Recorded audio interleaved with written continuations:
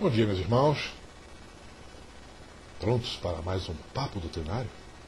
Hoje, o nosso tema será considerações sobre perispírito. Esse bicho que anda mordendo a língua de muita gente por aí. De novo, reforço o entendimento. São as minhas visões sobre esse tema, tão bem elencado e explicado por Allan Kardec. Vamos lá? Desde a pureza absoluta, ponto inicial do fluido cósmico universal, à sua modificação e transformação em matéria densa. Seu ponto oposto, existem muitas aproximações entre um e outro. Destas observações, concluímos que os mais variados estados de transformação e também dos graus de pureza ou materialidade do fluido, conjunto final dessa metamorfose fluídica.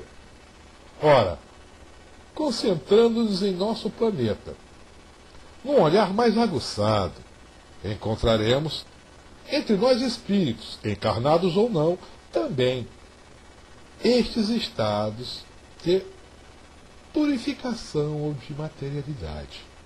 Estas diferenças do estado da composição dos espíritos e dos diversos elementos da gênese dos mundos existem para todos estes, indicando, por suas composições, a natureza da forma perispiritual de seus habitantes. Disso tiramos que o perispírito de cada um de nós, também há de estar constituído dos elementos que estão em conformidade para os mundos em que virá a habitar o espírito. E não poderia ser diferente. O perispírito, corpo energético dos espíritos, é da produção destes mundos um dos mais importantes produtos oriundos do mesmo fluido cósmico universal. Do meio em que se encontra, extrai o espírito o seu perispírito. Reparem, esta é uma afirmativa, não uma suposição ou teoria. Toma do meio em que vive os fluidos ambientes, resultando deste processo sua adequação ao mundo que lhe será e servirá de habitat na sequência evolutiva em que reencarna. Assim, como a variação entre a pureza total e a materialidade é esta constante em todos os mundos, acentuando-se, à minha visão, os mundos ditosos, onde só existe o bem, e por consequência o mal é apenas uma lembrança passadiça. Vejam o que dizem alguns explicadores, entre aspas. Haverá espíritos deste mundo somente. Ele está falando desses mundos, vejam-se, é dos mundos ditosos, a habitação dos planos de espíritos. Haverá entre espíritos deste mundo somente a diferenciação aurida da moral mais ilibada entre um e outro, posto que até nos mundos ditosos haverá uma pirâmide, por assim dizer, que exemplificará essa diversidade do bem ali existente. Isso não existe. Isso é historinha. Isso é papo furado. O estudante que já abriu os itens 100 a 113, a escala espírita, verá nos mundos ditosos, habitações dos puros espíritos, só existe uma classe de espíritos ali, os espíritos puros, ou puros espíritos, que entre eles não há gradação alguma, que estes já não precisam mais reencarnarem porque não têm nada a aurirem por via da reencarnação. Já conseguiram todos os graus de pureza que a criatura humana está em posição de auferir, meus irmãos. Portanto, não há gradação entre eles, não há pirâmide, não há nem balança. Por favor, vamos começar a entender o que diz Kardec e não explicar o que não está dentro da obra básica. Essa é a nossa briga. E é uma grande briga. E difícil, porque querem subverter a ordem a custo do que eu gosto, ou do que eu entendo por espiritismo. Por favor, não vamos fazer espiritismo à moda da casa. Mas retornando, verificamos que mesmo retirados do mesmo fluido que envolve o planeta ou o mundo habitado, o perispírito de cada um há de se diferenciar, tornando, por assim dizer, cada um em um universo próprio e único.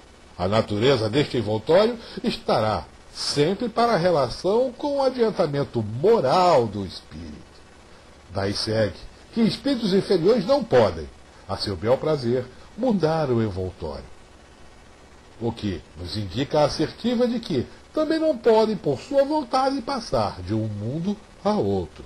Logo, esta reflexão nos leva ao pensar que haverá estes em que a ideia de etéreo e imponderável estará em relação para com a matéria tangível, diz Kardec, sendo-lhes ainda demasiadamente pesada em relação ao mundo espiritual, o perispírito, o que prova que não poderiam, pelo exposto, sair do meio em que lhes é próprio, incluindo-se nesta categoria aqueles que têm o perispírito tão grosseiro que os confundem, eles mesmos, com o habitáculo carnal.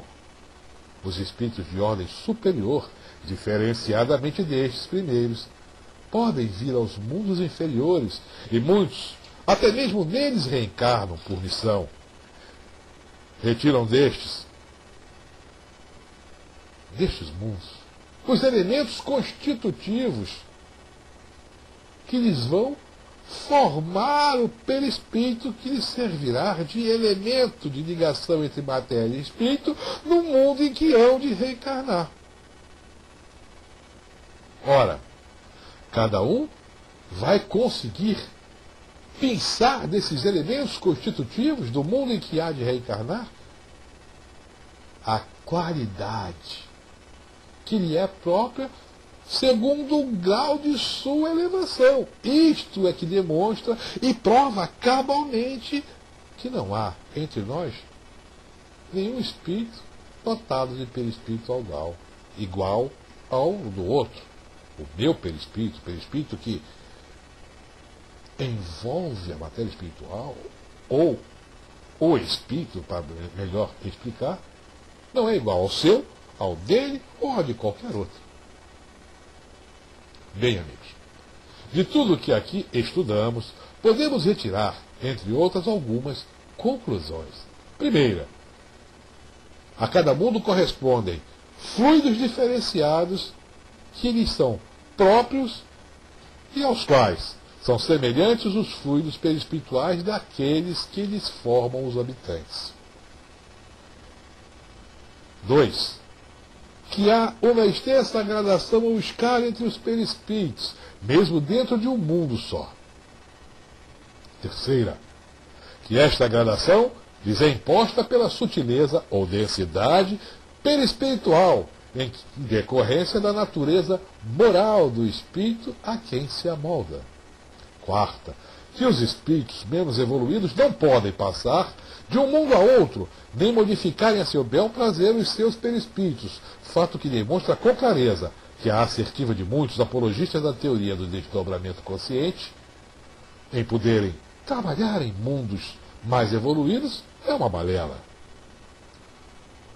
que fere frontalmente toda a explicação kardeciana,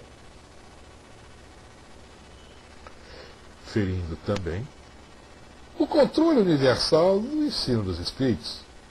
E este não pode ser deixado de lado, em posição de menor valor, porque é este controle universal que lhes dá a validade. Mesmo em nosso desdobramento, eu odeio essa palavra. A palavra, o termo indicado na página da codificação é emancipação da alma, que é muito mais abrangente do que desdobramento. Afinal, não somos folhas de papel, ou mesmo carteiras que se dobram, ou pelo menos telefone celular desses mais bonitinhos que abrem, dobram e desdobram. Não é mesmo? Somos espíritos, seres à parte da criação. Isso que nós temos de ter em mente, da nossa qualidade. Pois bem, mesmo em nosso desdobramento, no estado do sono, na emancipação da alma, asseguro que enquanto espíritos habitantes de mundo de provas e expiações, não podemos nós estar em mundos mais evoluídos exatamente por causa da nossa constituição perispiritual e da nossa qualidade espiritual que não nos dá chance de modificarmos ao nosso bel prazer a nossa composição perispiritual. E isso não pode ser abandonado senão em virtude da entrada, via reencarnação, estes mesmos mundos mais adiantados. Portanto, em nossas caminhadas espirituais, nunca estaremos, senão em regiões fronteiriças à crosta. Finalizando, temos que é a natureza moral do espírito, que imprime ao perispírito a sua constituição, aurida esta dos elementos constitutivos do mundo em que há de habitar e de sua própria elevação. Vou deixar com vocês a bibliografia para que vocês tenham um apanhado melhor deste ponto. Logicamente, posiciono a obra kardeciana, a obra de Allan Kardec, em A Gênese, os Milagres e as Predições segundo o Espiritismo, no capítulo 14, itens de 5 a 11º. Muita paz, meus irmãos.